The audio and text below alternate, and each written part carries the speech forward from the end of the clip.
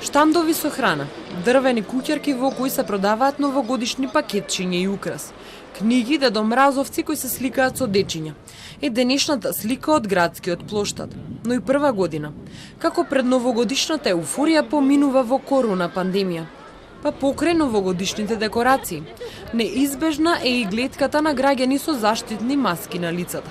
А со намалувањето на дрвените куќарки е намален и метажот и прометот на продавачите кои оваа зима ќе затвораат порано од вообичаено.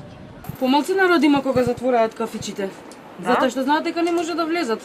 Гужвата е до 9, порано беше до многу повеќе. И ние работиме до 9. Да. Како кажува законот така, ама лани беше подобро. Сега, како за цел свет, така и за нас, не сме само ние.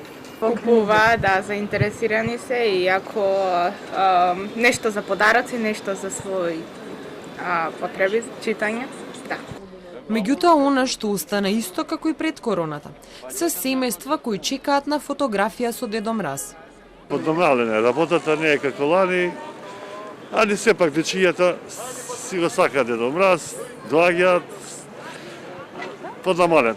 Има ли повеќе луѓе кои ќе затворат рестораните, баровите? Ке се затвори, стварно се намалува и људство и нема толку движење. Граѓаните кои зборуваа пред нашата камера велат дека ги ограничуваат своите излегувања, но и дека сметаат дека маските ги штитат. Колку се почитува, гледате и вие. Се почитува, зашто да не? Ако што гледате, ево ние почитуваме, ле? Да, почитуваме и треба. Дека како и треба. другите години или сега дека нова година? Па и да е нова година и да е Божик, треба да се почитуваат сите овие мерки. Сепак кладилниците, казината и моловите за кои нема намалување на работното време и понатаму се полни. Па така вчера на социјалните мрежи беше објавено видео на кое се гледа настап на бенд во живо кој ги забавува купувачите во Ситимо. Иако забраната за јавни настапи на уметниците на отворен и на затворен простор е на сила од 21 октомври. Од Државниот пазарен инспекторат за Телма вела дека инспекторите веднаш по дојавата отишле на лице место. Но забавата со бендот веќе била завршена. Разговарано со директорката која ја објаснила дека не знаеле дека и таквите настапи се забранети. Бидејќи не затекнале прекршување, трговскиот поминал само со опомена.